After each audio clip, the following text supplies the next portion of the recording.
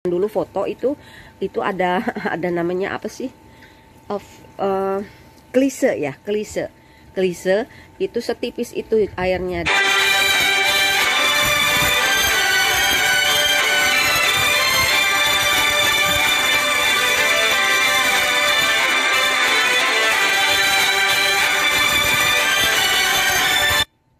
Kalau kita bentuknya, kalau kita pakai cable duck itu bentuknya 5% kemiringannya, teman-teman ya.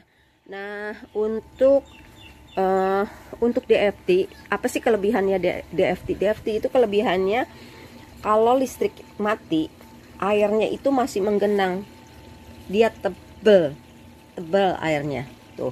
Jadi kalau listrik mati seharian itu air masih menggenang, jadi tanaman nggak layu ya teman-teman. Beda sama NFT. Kalau NFT itu airnya tipis banget.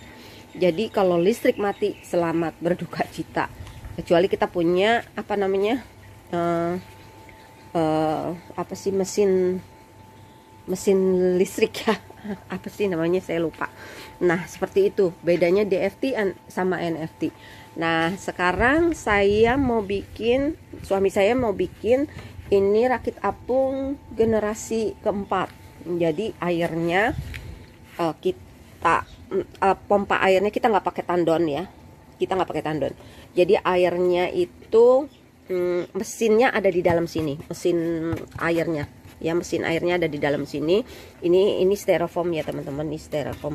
Sementara kita taruh sini dulu.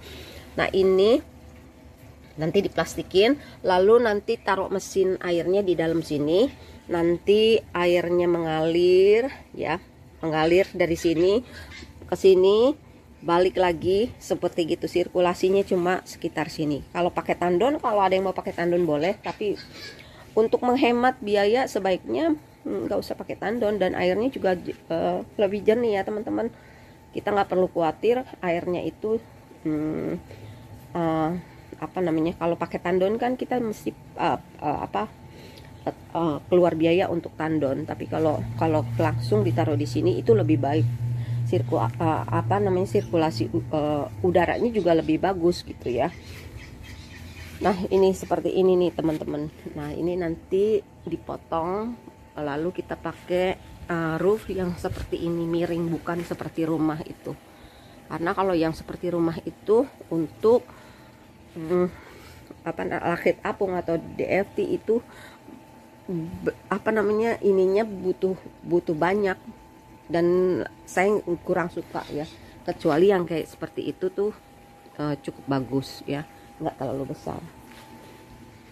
Nah, ini untuk tanaman saya yang hidroponik. Nah, ini yang organik saya juga punya ya teman-teman. Nih organik saya nih. Ini jeruk purut kalau di Indonesia, atau dia lagi mulai. Nah, ini saya pakai sistem hidroponik ya, tuh pakai clay ball. Nah, ini apa namanya, kol merah tuh. Yang lainnya kemarin itu udah saya panenin ya teman-teman. Nah, ini untuk yang saya pakai campuran, sebenarnya tanah sama kokopit saya campurin. Saya tanam bawang ya.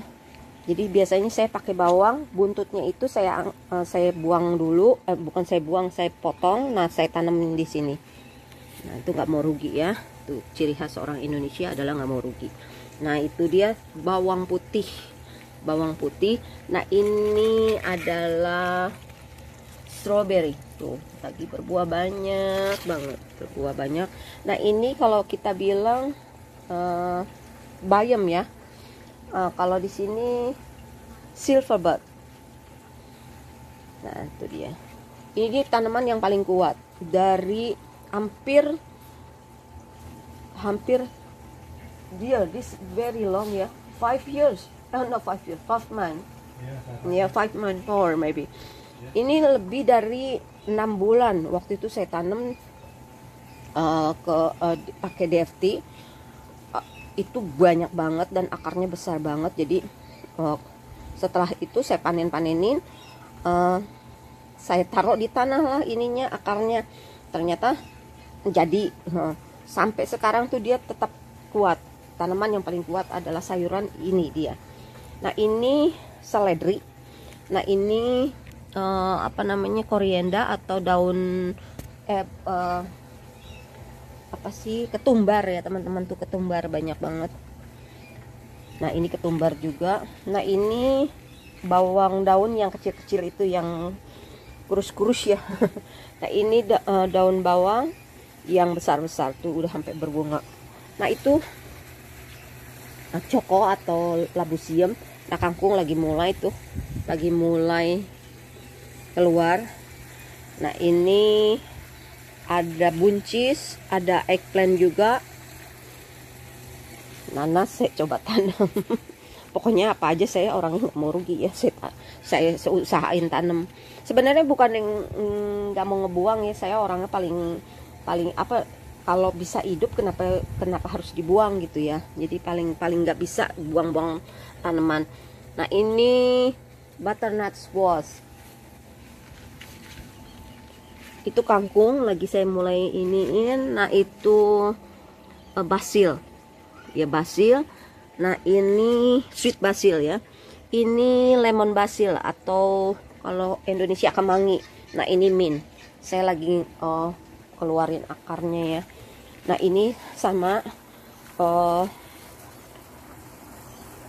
seledri, tapi seledri yang kecil-kecil ya teman-teman. Seledri yang Indonesia punya itu kalau dibuat apa namanya, kalau dibikin buat sup itu enak banget, wangi, beda sama yang gede-gede, yang gendut-gendut itu biasanya kalau di sini tuh dibuat jus, jarang-jarang dibuat masak. Dibuat masak, mereka malah nggak kenal yang namanya seledri kecil-kecil ini. Nah ini anggur, ini juga anggur, ini anggur. Nah ini tomat yang saya bilang tadi, ini tomat pineapple dan lain sebagainya. Nah ini untuk tanaman yang hidroponik dan organik ya teman-teman. Nah ini saya lagi coba keluarin akarnya. Kalau di Indonesia kan gampang banget ya, geletakin aja, tahu-tahu dia keluar akar aja. Di sini tuh agak susah karena udaranya juga, cuacanya yang berbeda. Jadi waktu itu saya beli pas terakhir winter, saya maksud winter, terakhir winter. Nah sekarang udah mulai spring, saya lagi coba keluarin akarnya. Saya punya sih tanaman ini, tapi ya kemarin karena winter jadi mati semua, dan lagi baru mau mulai lagi. Nah itu dia yang di sana.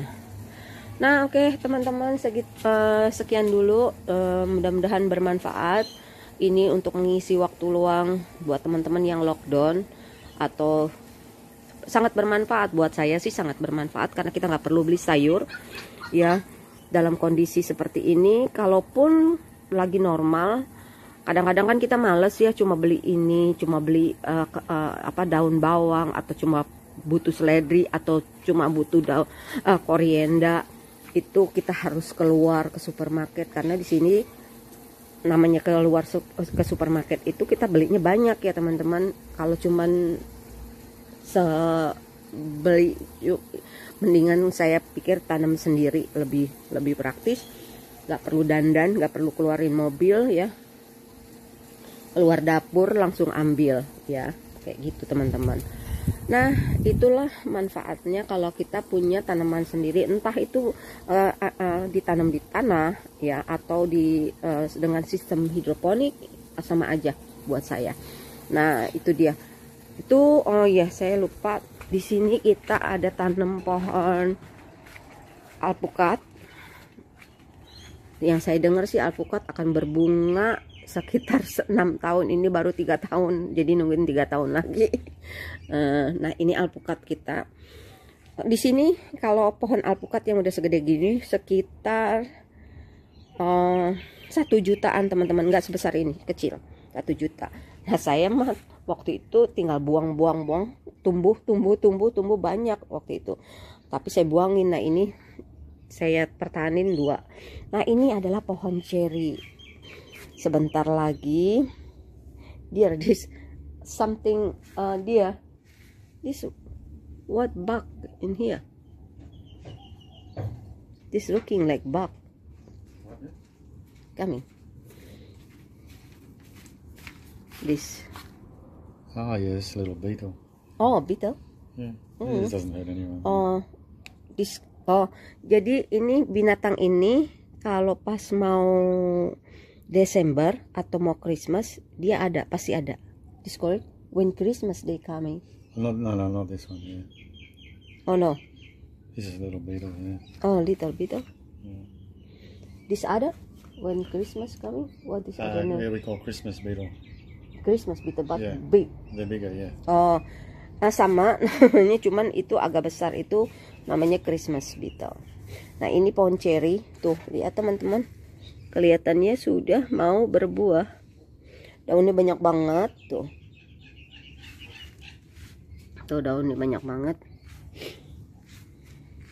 Nah ini serai saya tuh yang saya bilang, ini saya tanam di kokopit ya tuh. Nah sekarang lagi mulai numbuh lagi tuh. Waktu itu tuh gendut-gendut ya. Nah ini daun jeruk purut yang ngabisin saya tuh teman-teman, sampai botak waktu itu, sampai botak tuh, sebotak-botaknya. Nah sekarang tumbuh lagi. Nah oke, sekian dulu. Jika bermanfaat jangan lupa subscribe, share ke sosial media yang Anda punya. Mohon maaf kalau ada kata-kata yang kurang berkenan dan kesannya seperti saya menggurui teman-teman. Enggak, ini cuma sharing. Saya mainan hidroponik udah sekitar hampir 8 hampir 10 tahun ya. Nah seperti ini, kalau kita fokus bisa buat dijadiin bisnis teman-teman.